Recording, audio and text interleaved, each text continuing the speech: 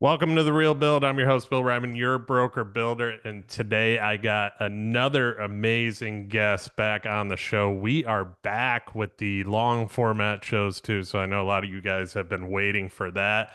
So excited about that today. And what better way to kick it off than with this wonderful woman here today? She is a founder of D-Mazing, where she positions herself as a project curator and construction therapist. Think of her as a conductor who orchestrates the entire renovation process, assembling the right team of architects, designers, and trades while keeping everybody accountable from concept to completion. Her story is remarkable, arriving in the U.S. from communist Poland with just $10. She worked her way up to leading multi-million dollar renovations in the Hamptons, proving herself in a male-dominated construction field. Today, she helps homeowners avoid renovation regrets, manage timelines and budgets realistically, and steer clear of unvetted contractors. Monika Zasada, welcome to The Real Build. How you doing? Bill, thank you so much for having me on the show. You guys, I'll let you in on a little secret. Before we went online, we commiserated with Bill because we have similar experiences. And we both want to create, an environment in which projects are not what they usually tend to be, which is absolute horror stories, but rather they're like the best action movie. What Yeah. does that mean? That means that there will be cliffhangers because despite the most careful planning, there will be a building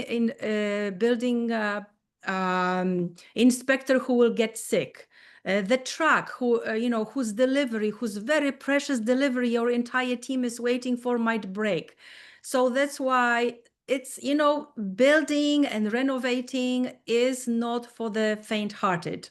And by we, I mean all of us, starting from the builder, also referred to as the general contractor, the clients themselves, the homeowners who want to build, renovate, or add on, and then any design professionals, be it an architect, interior designer, decorator. There is, by the way, a difference between interior designer and decorator, lighting designer, site planners, landscape designers. We all really need to work as a team to really, tame the beast of renovation.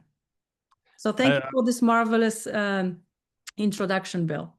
Yeah, no, I'm excited to have you. You and I had a great conversation. We actually had to cut each other off because we wanted to save it for the show. So we were talking about a good 15 minutes before, and there was a lot of great information about, we both agree that yes, like you said, the building world, it can be better. I think there's just a lot of horror stories. There's a lot of, and like I deal with it on a consistent basis where, we build for second homeowners down in Naples, Barco Island, and it's their secondary winter home. We call them snowbirds, and their first experience, a lot of them just was horrible. Mhm. So it's us having to kind of not only be their builder, but also hold their hand and say, it's going to be okay. Like, we're different. We're not who you dealt with before. This is going to be a completely different experience. And here's why, Mhm. and it's hard to break into that trust barrier, I guess is a way to put it, because they've lost trust with a former contractor and now they're doing it again. And I've heard before too, it's like, I got to go through this again, and it's so going into that with you, it's like well, let's start with I talked about your background a little bit. So let's start there. Talk about you, how you got into the building business, and then we'll go into the next thing that I was just bringing up there. Well, I think it was serendipity because how I got into the building industry. I was supposed to have a completely different career. I majored in American literature, and I was supposed to have, I was supposed to write dissertations and literary criticism pieces, and again, my life would have looked completely different. And it was in Poland. So I was offered a position to teach at the university in Poland, but then I realized it is so silly to be teaching the literature of the country I never visited. And Poland was then changing from a communist country to an open economy country. To get to pay for the plane ticket, which was an exorbitant amount of money, I translated a riveting book from English to Polish, How to Live with Irritable Bowel Syndrome, drinking copious amounts of coffee for 2 weeks and not sleeping much. This is how I got my ticket. And when I was here, I was at a New Year's party, and a general contractor was present there, and we started to talk, and I was always absolutely obsessed with the idea, because in communist Poland we couldn't own anything. So I grew up in an apartment the size of my current client's, dining room table, with my grandparents, with my siblings and parents. And I always had this very, very deep desire to one day own something. And I was always very sensitive. I don't know how it came, because we didn't have, Elle Decor, we didn't have Architectural Digest in Poland, but I always felt that there is such a deep connection about us humans, how we live, how we inhabit, the space around us, and our home is like everything. It can be, it can be the manifestation of your success. It is somewhere where you are crying your eyes out. So this is how I got into the building industry, and I started to work with this general contractor. I was instrumental in turning his basement-based unit into a multi-million-dollar company. Throughout my practice as a general contractor, which I know, Bill, this is what you do, so I feel for you. I noticed that really building industry is broken. And because building industry is broken, we are all its victims. By we, let's start with who we care about the most, which is our clients, right? This is what we do, is mostly for our clients. And then we want to collaborate with all professionals to make it this experience be most enjoyable. So I noticed that there is a stigma around general contractors. They are perceived as this, after this fun stint that the client has with an architect, where they go, into dreamland. Yes, I want a wine room, and I want a separate and suite bedroom and bathroom beauty for each of my 3 children. And you know what? I picked up smoking a cigar, so I would like a humidor, and they just go out to park, right? And they design something, never talking. This is the first problem. In my experience, architects don't want to talk to clients about costs. Architects very well know how much things cost, because they usually make a fee on top of construction. They usually are asked by the client to review the general contractor's requisition of payments. But no one wants to talk about money, because talking about money kills the buzz, right?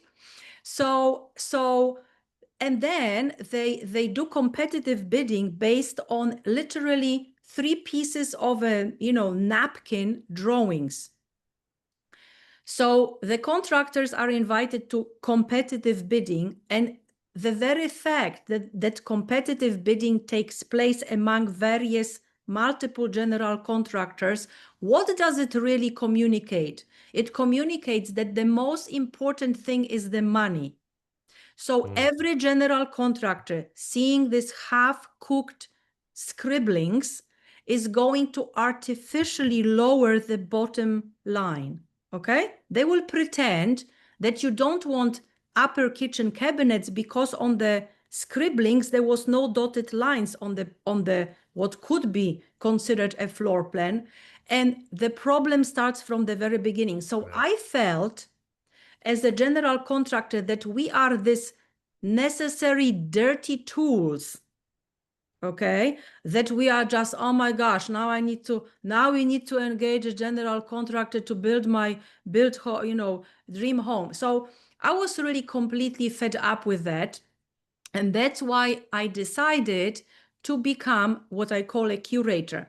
You touched upon a very important thing, Bill, which is, yes, the construction and all the tasks that needs to take place, and the planning and putting the team together. And also the very long process before is very important, because we do need to be the advocates of our clients.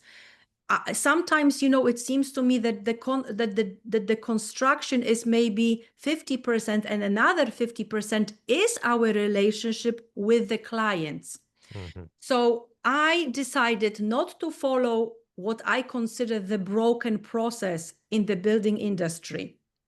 And when I am invited to a project, and I would like to be with the client from the moment that they have the aha moment, which is, I want to renovate. I want to purchase. And my projects are mostly in the area of the Hamptons, which is the very famous area about, well, depends on how quickly how fast you drive from New York. It can be 2.5 hours or 4 hours in the summer when it's totally crazy, because it's such a popular area where a lot of people, business people, show business people do want their second homes. So I love to be here from the very beginning. And I always stress how very important is for the clients to be educated, and also to really put their project on the most optimized path. I'm obsessed with optimization. It is for them to be very clear which of the three components of each project, which is budget, schedule, or quality, is the most important. And no, you cannot have three of them. You need to choose one that is the most important. And then the entire structure of the project, which again starts from the aha moment in our clients' heads, how it all unfolds. So, for instance, a lot of people think that, in the process of building or renovating or adding on, there is only pre-construction and construction, and people don't spend enough time in the design phase. So I map out the whole project in 4 phases. It's design, it's pre-construction, construction, and closeout. So I invite clients to slow down, to really sort of spend a lot of time deciding what kind of a home will really serve them the best. Because I like to give this example of a client who had 2 children, 2 dogs. And when I had the first meeting with her and we were talking about what kind of a home she wants, how big, she was saying, I would love, oh, Monika, I really am dreaming about the entryway like Carrie Bradshaw in Sex and the City. So the foyer where there was nothing but a beautiful table with a huge vase of flowers. And I said to her, you have 2 small children, you have 2 dogs. You need a hardworking mudroom, okay, where you can hang the backpacks of your children and the slimy, leashes of your dogs, and you would want a big closet to shove your strollers, okay? So no, Carrie Bradshaw foyer is not for you. But it takes time. It takes time for the clients to realize, how do I want to live in this house? Will I have guests? Will I entertain? So there is a lot of that. So I really lead the clients from the very beginning to the closeout, and I invite everyone in a very collaborative way. So I absolutely don't want the competitive bidding between the contractors. I have the whole process.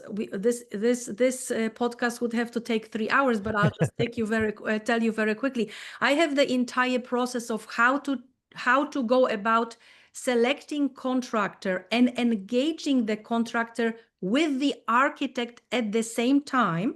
Okay. So then when you go to the dreamland with your architect, like for instance, deciding, because and I also, by the way, I understand why architects want to push the envelope, right? Because what they do, what they design is their brand. So at one point I had a client whose architect said, how about we do cantilevered living room? It's going to be a fantastic feeling, as if you are on top of the Titanic and all that. And I said, and cantilevered, by the way, means the second floor kind of hanging off without the foundation underneath, just to explain it to you. I mean, I know you understand, Bill. So anyway, so yes, absolutely, I want it. And then I am like asking the general contractor in the moment. I said, how does it translate into cost? Because the client said that the most important thing for them was the budget. Mm, So I said, what does it mean? And the general contractor said, let me call my, my structural steel guy, because they knew immediately, as did I, that they would have to put a lot of steel, and it's translated into $40,000. So mm, I said to the client, is the Titanic moment worth to you the 40,000? And they said no. So then, the drawings that were being produced, not inspirational drawings, but proper construction documentation drawings, were modified, and there was a foundation. There was the first floor, above the. So I like.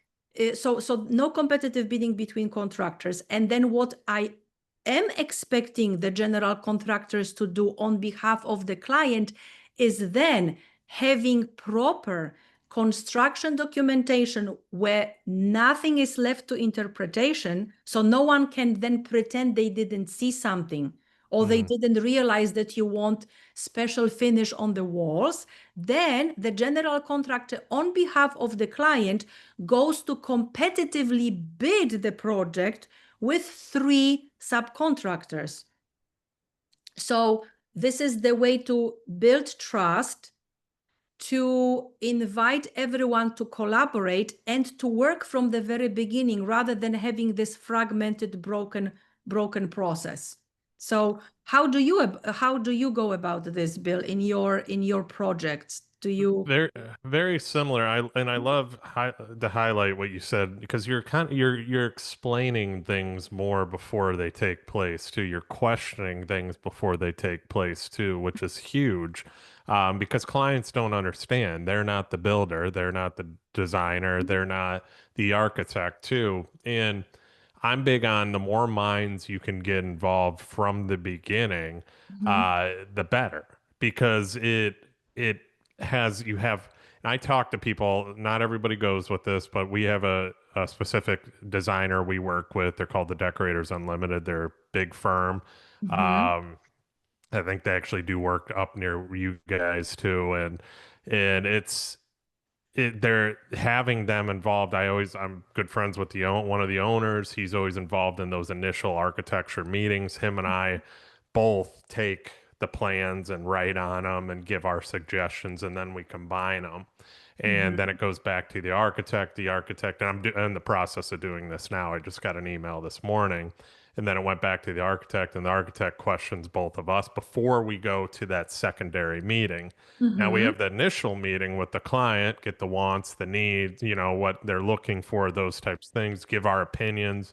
And just going back a little bit, I had this specific client I'm working with started with an architect I wasn't very fond of. And I told him, I like to work with certain architects because, it's just the flow of business and how things work. This specific architect still hand drew his drawings. Oh. That was still a problem. That was a problem, which I told him, because it's hard to read.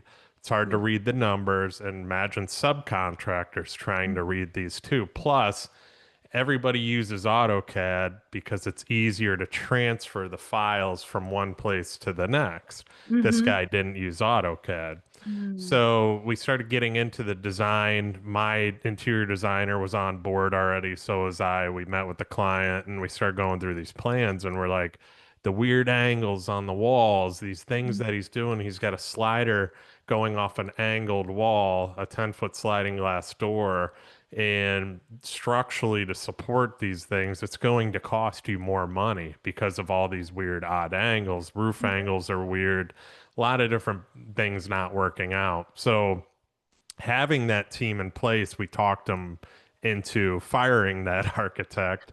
And Mhm. now he's with the architect we've worked with multiple times. Mhm. And that architect's already taking it and running with it, squaring things off, making things more symmetrical, making things flow and work on the lot. So I'm big on what you said too. One thing I also like that you said though too is kind of that breakdown of budget, schedule, and quality. Um, picking one because I think everybody wants them all, right? And Impossible. It's yeah, impossible. And clients need to hear it. And who is to tell them? But we have to tell them. yeah, Yeah. yeah. And going into that too, it's like when I talk to clients too, I always tell them I'm not going to be your cheapest bid. So if it is for budget, we're not the right fit. Mm-hmm. Usually when I bid things, I bid them high. Like that's how I always go and approach things too. Like I'd rather have the higher number than the lower number. Mm-hmm. Meaning, and the reason I say that to people too is like, if I'm going to give you 70,000 in appliances, and another builder's going to give you 20,000 in appliances, Mm-hmm. like I'm looking to give you Thermador, Sub-Zero, Wolf, Viking, top of the Mm-hmm. line things versus Mm-hmm. these other guys, you're not getting anything. So there's a big difference. We're more of a custom high-end builder. That's what our reputation is versus I'm not going to compete against a track home guy or, a production home guy that's giving you three choices of tile, three choices of countertops. Like when you go with us to selections, that's why we have coordinators that go with you and Mm-hmm. designers because there's a lot to choose from, but we're going to pull everything together to make it exactly what you want. But I'm going to have good budgets that Mm-hmm. you're going to be able to go in there. And if you don't hit that high budget and you go lower, that's benefits you, you Yes, know? you talk about allowances, right? Yep. Without knowing, sometimes you say, hey, and realistically, and knowing also what knowing knowing the cost, right? And being very clear that you do not want to do budget projects. You do know that the appliances will very well be Yep. $70,000. So yes, it's super important, and it all revolves around constant communication. Never commit suicides, right?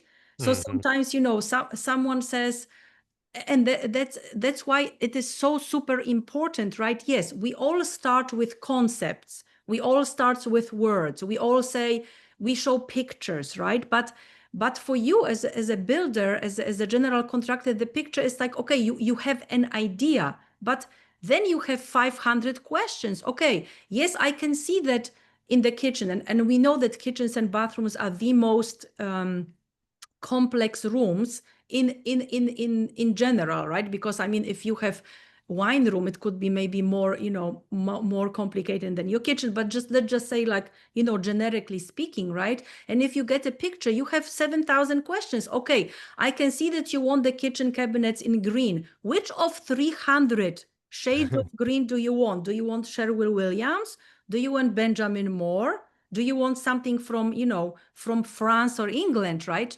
And then how thick do you want your shelving to be? What is the program for the inside of the cabinets? That's why it's fantastic to talk a lot.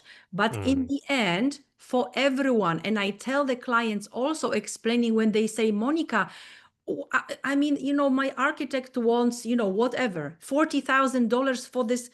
What do you mean construction documentation? So then again, I say that the construction documentation, and by that I mean not just the floor plans and exterior elevations, which is essentially what you need to get the building permit, but it is every single interior elevation. So every single of four walls in every single of your room, cross section of your building, specifications, finish schedule, electrical schedule, plumbing schedule, color schedule, tile and stone schedule, interior door schedule, hardware. I mean, with one client, it took us 18 months, Bill. Wow. Wow. No joke. 18 months to get interior door hardware. So it takes a lot of time, and it is so super important that we are all aligned. So we do need to talk about money. We do need to absolutely, with clarity, hear from the client which of the three organizing components, again, budget, schedule, quality, is of the most importance, because there is a different way in which you approach the project depending on what they chose out of those three. So, and also off air, we talked with Bill about how, so I call myself curator because in most cases, again, in my experience, what the owner's rep is expected to do by the client, they are usually invited when the construction starts, which in my mind is way too late, because by then the contractor has been chosen based on competitive bidding, and I know they are going to fight. Everybody is going to be screaming at one another because, like you said, this general contractor gave $20,000 appliance allowance when it really should have been 70,000. Because there were no dotted line on the kitchen floor plans for the upper cabinets, they are going to say, no, there is no dotted line. You are not getting upper cabinets from me. How counterproductive, to say the least, or they will all end up in court suing one another, right? So I call myself curator because I am like, well, one of my clients said, Monika, you are like a Sherpa. And she said, before you, I felt with my project, she just started thinking about her project, right? She says, I felt as if I were in a maze. I didn't know, should I turn left? Should I turn right? Should I go ahead and bang my head? You crack the code of this maze. You are so demazing. That's how, by the way, the name of my business came to be. So I am the demazer. I lead you. I am the Sherpa through the maze of the entire process, which again starts from your very first thought in the head. So yeah, so that's why I call myself a curator, because it's way earlier than most owners reps are engaged, and I stay through the 4 phases of the project, which I said is the design, pre-construction, construction, and closeout. I also stress the importance of a lot of clients think that, oh, once I have my newly built home and or renovation or historical restorations, this is all what I do. However, mostly indeed it's renovations, because here in the area of the Hamptons, there are a lot of existing and historical homes that cannot be just demolished and replaced with new construction. So yeah, so it's a process. It's a process, and I tell the clients it's not one and it's done, right? When you have a house, you do need to put a maintenance protocol in place, so that you need to change your filters in your air conditioning and heating system, right? You should decalcify your plumbing fixtures. You should have a proper maintenance protocol in place, so that you can protect some of the biggest investments that you make in your life. So sometimes I think, isn't that crazy, Bill, right? That, I mean, you do need to go for a course to get a driver's license, right?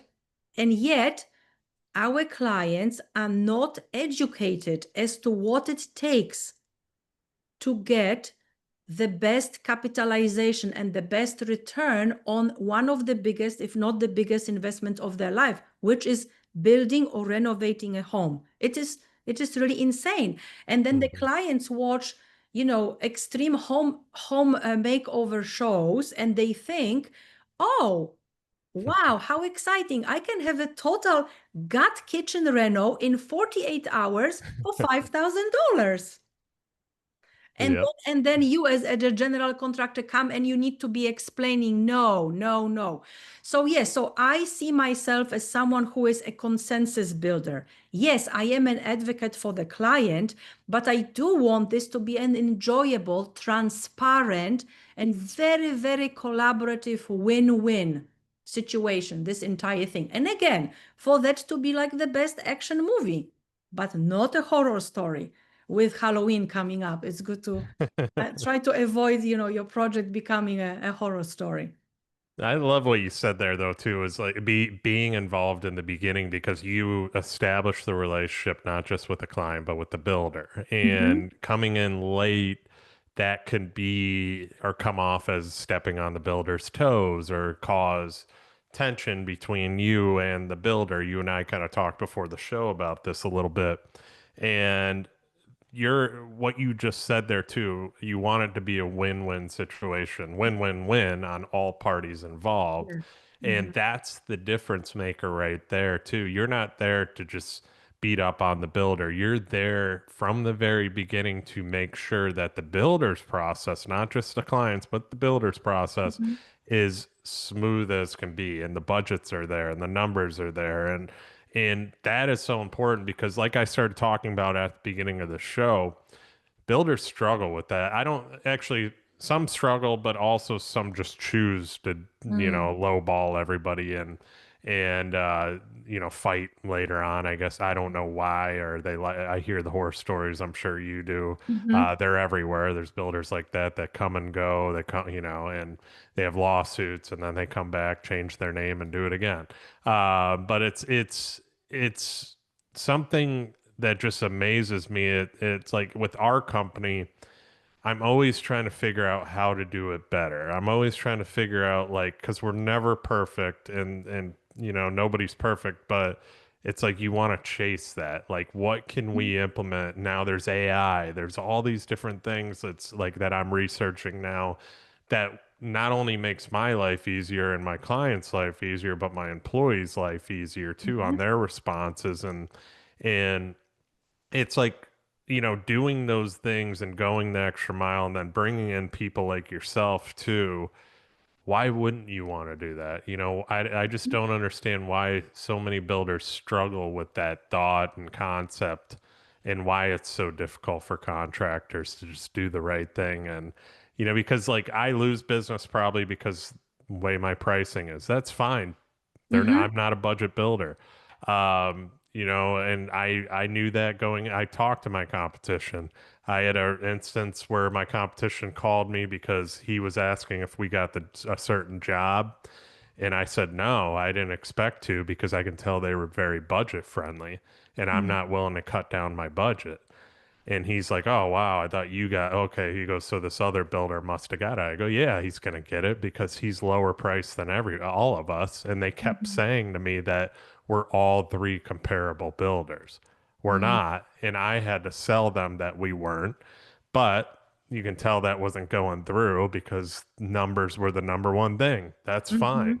I'm Mhm. not going to chase that. So he actually ended up calling me about a realtor thing. And then he brought up that he got the job later on. This was another call. And I said, well, how'd you get it? He goes, well, I didn't want that other builder to get it, so I undercut him. And I said, Mhm. oh. And he goes, yeah, I lowered our price so we could get it. And I also threw in a Mhm. free demolition. And I was Oh, like, okay. Okay. so I'm like, oh, well, all right, good luck with it, this and that. But it's Mhm. like, do you really want that customer, that's going to beat you up to that extent and then it's going to be probably a fight the rest of the way? Those are the questions that I always ask myself. Is it really worth it? Because the right people always come to you. We build for a lot of great clients. We build for some tough clients too, Mhm. but there's Mhm. a lot, everybody's going to get that. But we had a client appreciation party last year that had 100 of our past clients. What builders can do that? And that was like, Bravo. yeah, and we're going to try and do it every year. This year, I'm going to try and do it different, maybe bring in some sponsorships because it is a pretty big expense to do that. But, Mhm. Mhm. what other builders are doing that? I haven't seen one of them. And it's like, and it was Yes. great to see these people, and it's just wasn't even talking about building. It was talking about our families and Mhm. how they're doing and, things like Because you've that. built a relationship. Yeah. Because you've built a relationship, right? And also, haven't you found in your practice, Bill, that the tough clients are teaching us the most?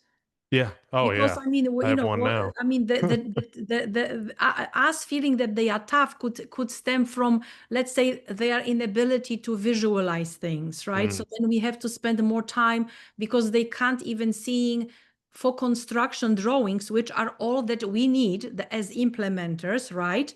They actually need a 3D renders with 7 photographs to further explain to them, because it's, when you see the plans, right, they are 2-dimensional, and human eyes is a 3-dimensional thing, right? This is how we can see. So tough clients are good as long as that there is this solid foundation that you have built through the entire process of designing and pre-construction, right? When you have already solidified your relationship, rather than being thrown, by them having been beat by you, by Mhm. you having been beaten down on some price.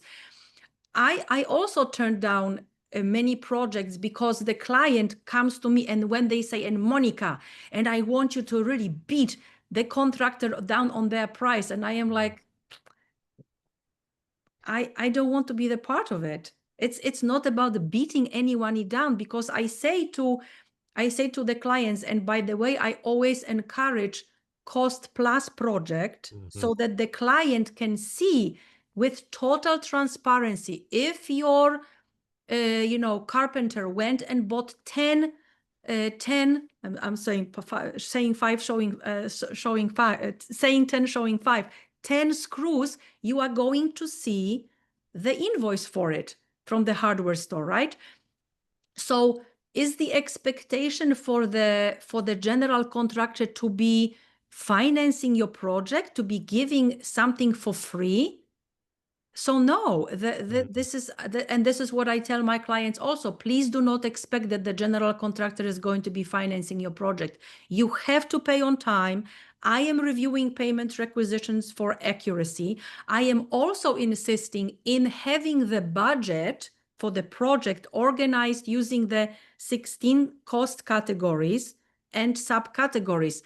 The budgets for my projects run sometimes 200 line items or more, so that everything is there. And it also, and so in addition to the fully realized construction documentation and the budget with 16 categories and every conceivable subcategory in each of those main 16 categories, it's like I call it, it's our Bible. It's our Mhm. Bible. It's the insurance policy, because describing something in words is not enough. And then, if there is some misunderstanding, oh, I didn't, oh, but I did want ice maker in my, I don't know, dining room bar.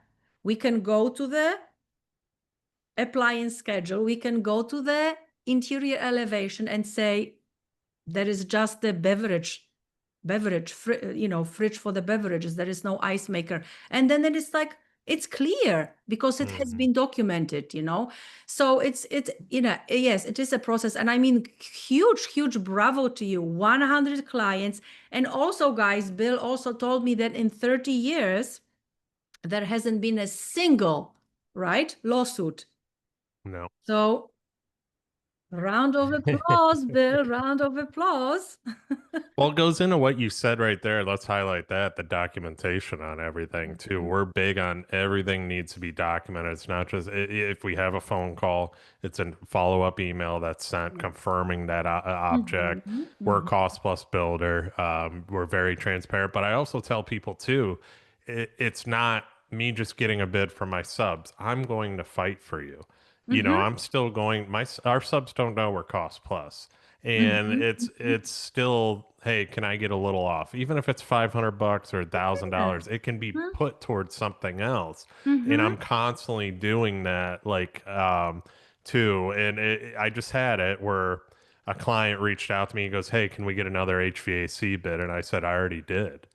And he mhm, goes, really? And I go, yeah, I wanted to try bidding a new company that I came across at a networking event. mhm. So I sent him it and I go, they're actually 5,000 more than the current guy that we use.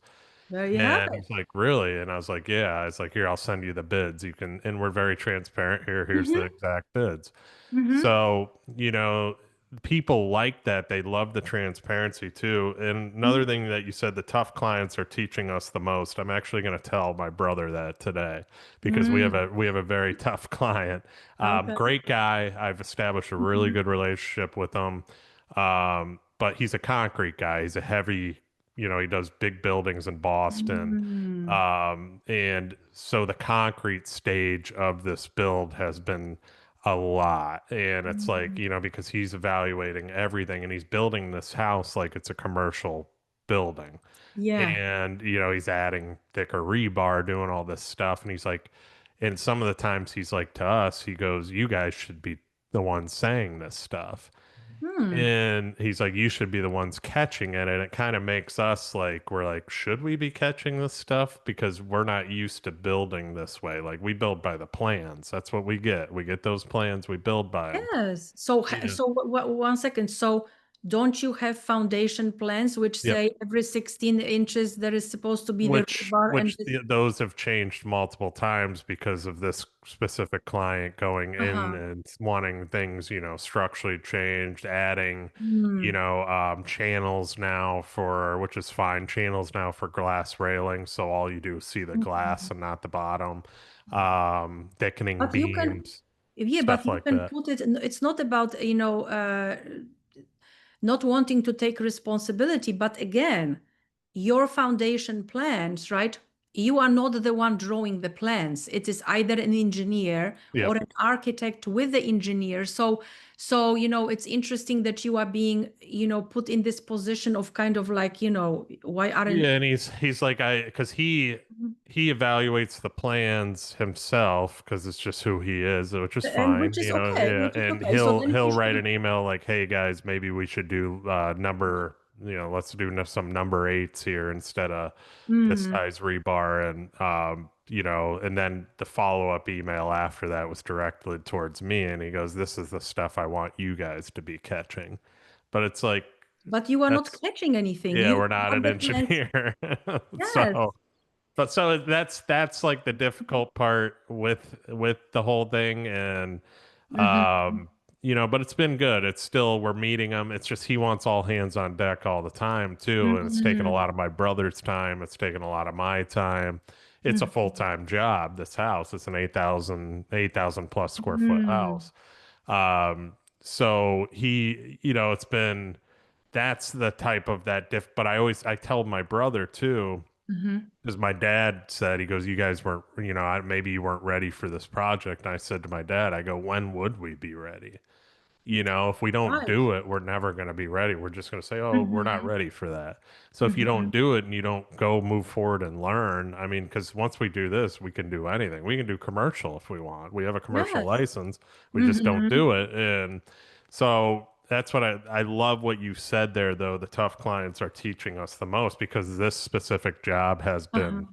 a teaching lesson for sure. Yeah, and of course, yes, the tough clients can teach us, but we also as professionals, and I'm saying, as an ex general contractor and the curator, and it is also up to us, right, to educate them. And sometimes it is to tell them, like to your client, that you are not a design professional or the engineer, you are the executor. Yeah. So you got the plans that were deemed good enough and solid. And Hmm. while you are open to modifying those plans, you don't appreciate, I don't know how to choose the words. It would have to be, because I also, when I think about communicating, I really think about being non-confrontational but Yeah. factual and as neutral as possible, right? And then you can also have a conversation. I am encouraging you because you are doing foundation. It's early enough in the project, right? Why don't you educate the client of how you usually do it and how it usually translates into involvement of your team? And you can tell him that because of how this project is unfolding and his need to keep on modifying the plans and questioning decisions of professionals, because he is Hmm. essentially questioning the decision of an engineer, right, and an architect, is causing a lot of is taking away a lot of your energy that is normally not taking place, because this is not the usual progression of the Hmm. project. Like, tell him how it is. Like, Yeah. don't just like go along because it could be a little abused. It can be abused. later Yeah, yeah, on, I to agree. so sometimes it's just like, oh, and okay, and if he wants to change it, and maybe foundation will be it, because I he's the hope. concrete guy, and he will not care about tile and the sheen of the of your hardware, or the the profile of your doors and everything, to that degree, because I'm sure it's already drawn and specified, or Mhm. it's being drawn and specified. But you definitely don't want this to become like every single of the 16 categories and 200, every single out of 200 line items to be that. And Yeah, sometimes it's just because, because we have our own, obsession. So his obsession, and also based on what he does, right? Uh, is just, this is how it's manifesting itself. But yes, I would encourage you to just say, in a very polite and factual, non-emotional and neutral way, that, you are the executor. So you are executing what is being drawn and specified. yeah, I love that. And yes, I agree with you that will Mhm. happen. That needs to happen. I think also we've learned him, over time and what he likes. And we've been doing, yeah, it's taking more of our time because we've been doing a lot more meetings with him.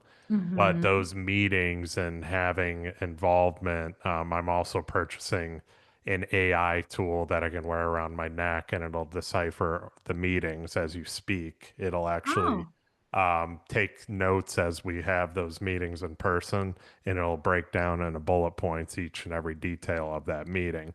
Because he's a big email person, he likes to see mhm. everything kind of spelled out and Mhm. categorized. So I'm gonna actually purchase that. Mhm. You learn the client, I think, over time, and you can learn a client from the beginning, but you can really learn who they are as you progress through the build and Yes. how they work and and like I said, we got a really good relationship with them. It's a joke, we joke around like we're buddies, stuff like that. And Mhm. he's always asking about my family and everything too, but he's a concrete guy. He loves Mhm. structural. That's what Yes. he breathes. He Mhm. wakes up in the morning at 3 a.m. and my brother and I get emails at 4 a.m. Yes. So, but I he's believe it. and he's here Mhm. every week now, and he's almost like another project manager. So, so Mm. he's because he's here more during the winter months, obviously, or the fall Oh, and winter okay. months. Mhm. But I completely agree with you too.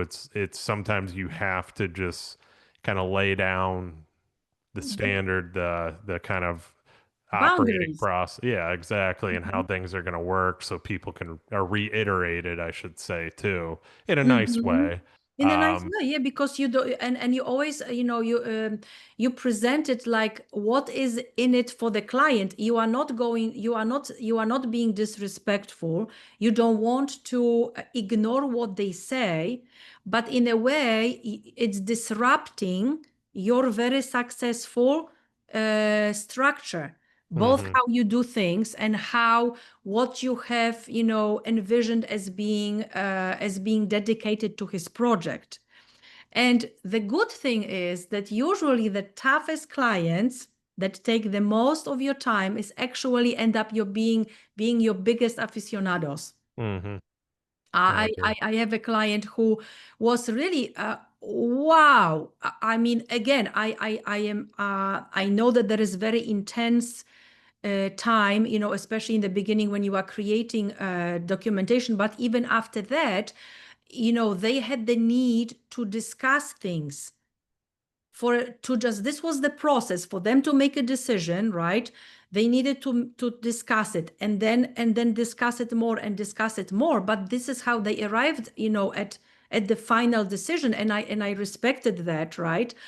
But I was like, oh my gosh, this is a lot. This is a lot, right? But then I decided, yes, I do want to be for them, because also for me it was an interesting process to observe how their brain works, how what they needed emotionally. And I mean, they are my biggest and the best testimonial givers, and they talk a lot to people. They don't just say three sentences, but they mhm, they explain, how I brought value, in every single stage of the process. So it's a good investment. Sometimes it's just like sometimes you in the negotiation process, you decide to just say, okay, final cleaning, which is, part of the budget, is actually, we are going to take care of this for you as a housewarming present.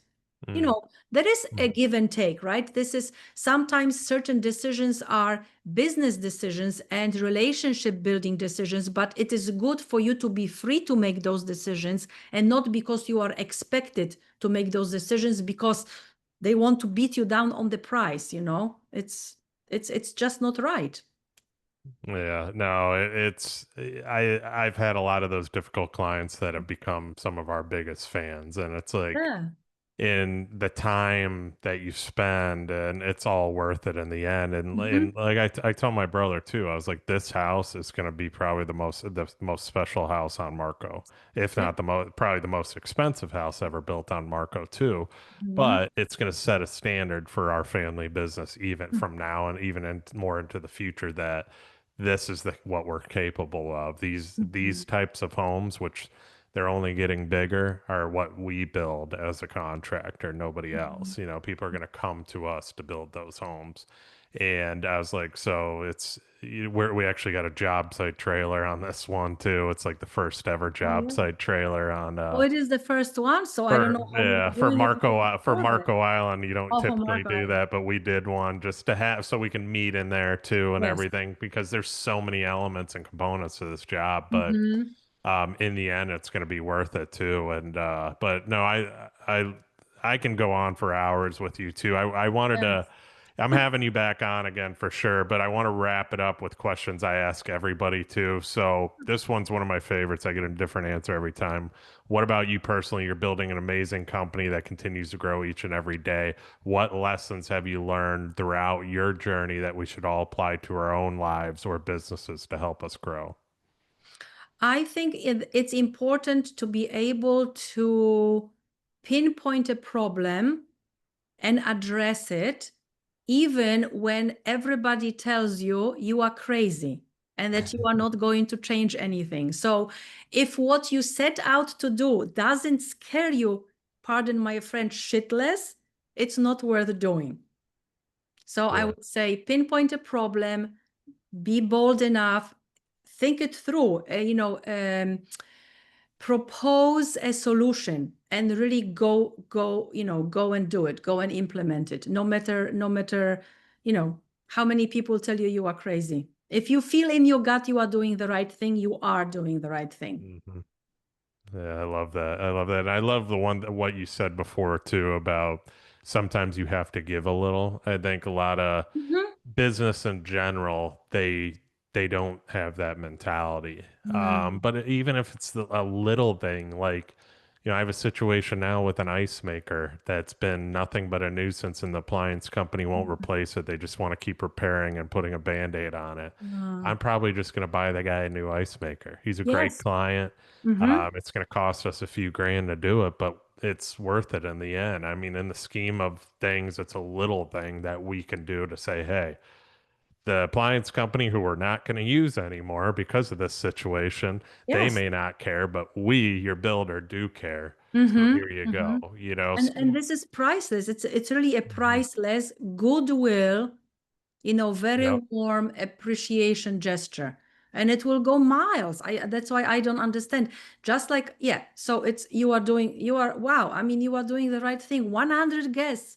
No, no, it's fantastic, really, I'm really. trying to push those numbers. I want to have more. Yeah. We invited a lot more, but some of them couldn't make it, unfortunately. But yeah, Mhm. we've done, over 200 homes in that area too. So it's Incredible. it's the little things like you talk about. It's literally the little things that you just take care of people. You communicate well. You bring in people like yourself.